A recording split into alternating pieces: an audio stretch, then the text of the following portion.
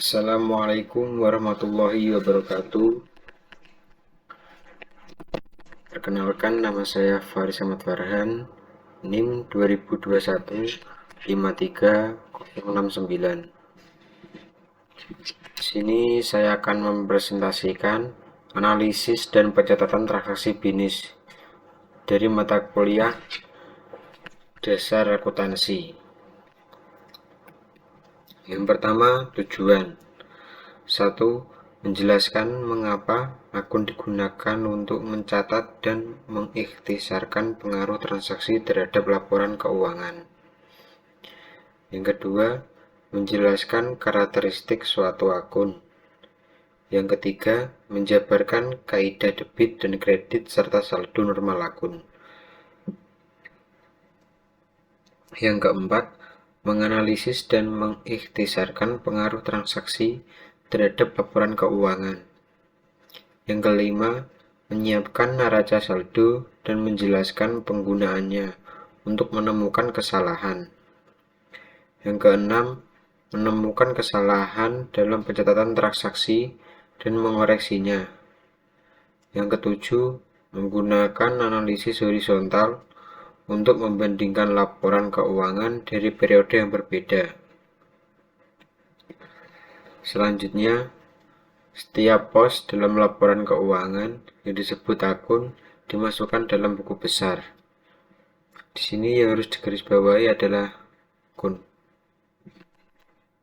Selanjutnya, sekelompok akun untuk suatu entitas bisnis disebut buku besar.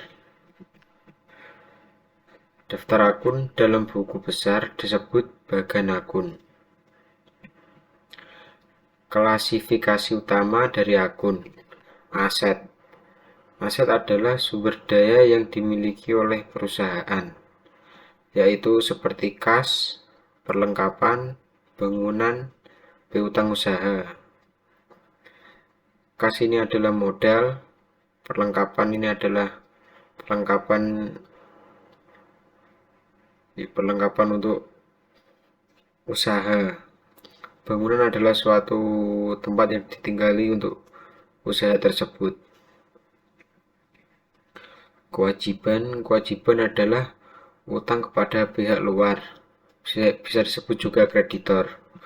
Utang usaha, wesel bayar, utang gaji. Utang usaha seperti utang dengan bank. Selanjutnya, ekuitas pemilik adalah hak pemilik atas aset perusahaan, seperti modal, kris card, penarikan kris card.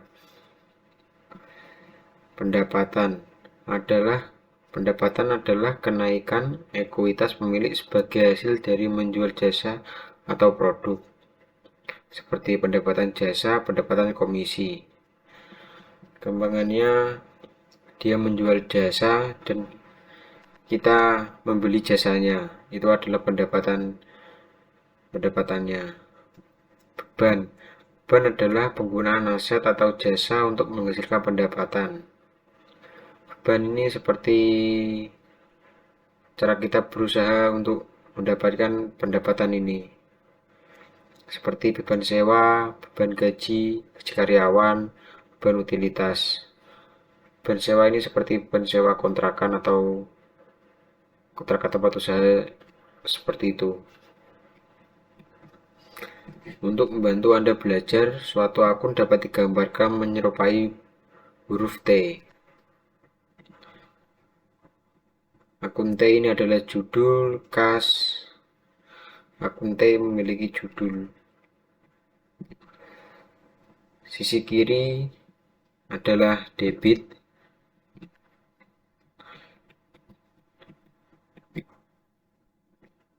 Dan sisi kanan adalah kredit.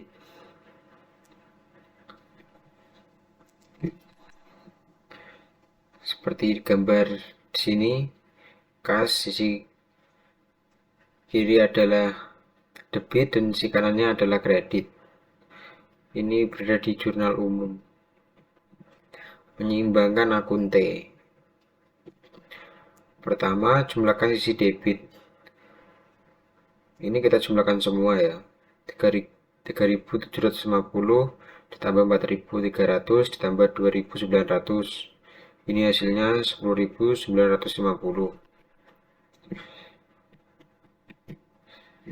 Selanjutnya kemudian jumlahkan sisi kredit. Ini seperti yang debit tadi, jumlahkan semua. 450 ditambah 1.400 ditambah 700 ditambah 2.900.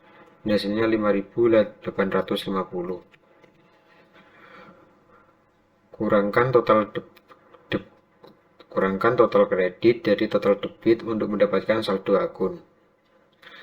Berarti 10.950 dikurangi 5.850 itu adalah hasilnya 5.100. Ini adalah sebuah hasil pendapatan kalian atau pendapatan kita.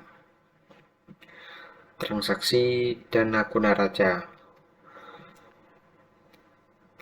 Di sini pada tanggal 1 November, Chris Card menyetorkan $25.000 ke rekening bank atas nama Net Solution. Di sini perhatikan jurnalnya ya. Pada tanggal 2005 November.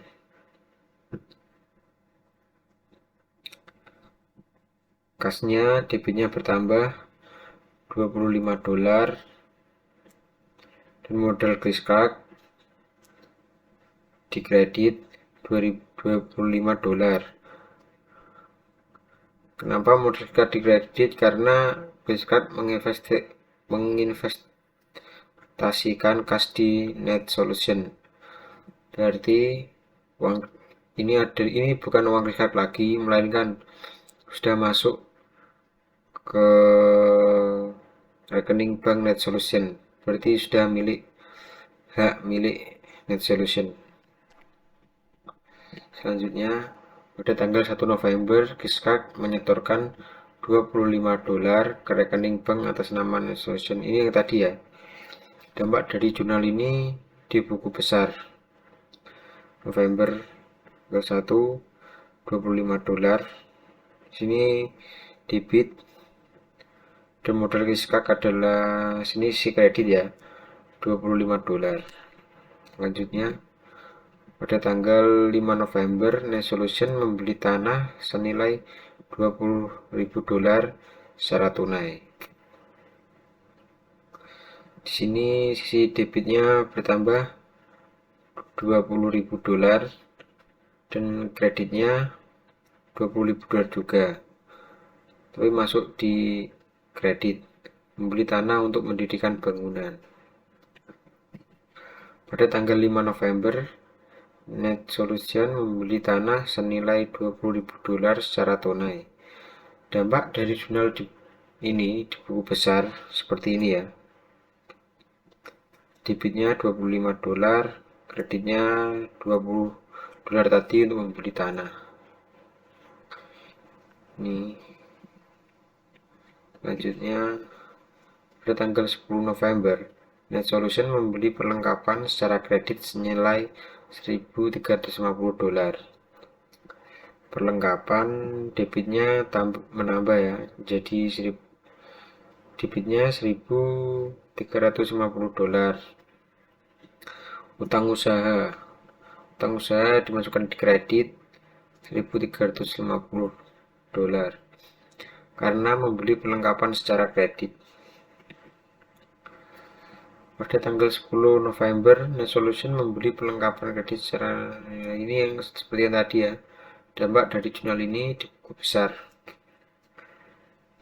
Debitnya pada tanggal 10 November, debitnya $1.350.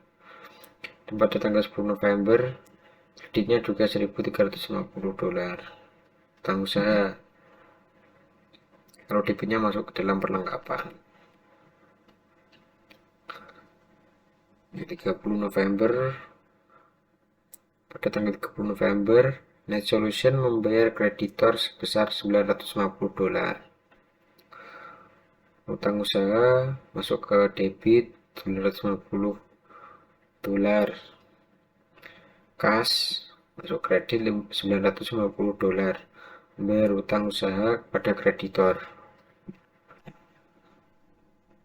Terima kasih. Cukup sekian yang bisa saya sampaikan.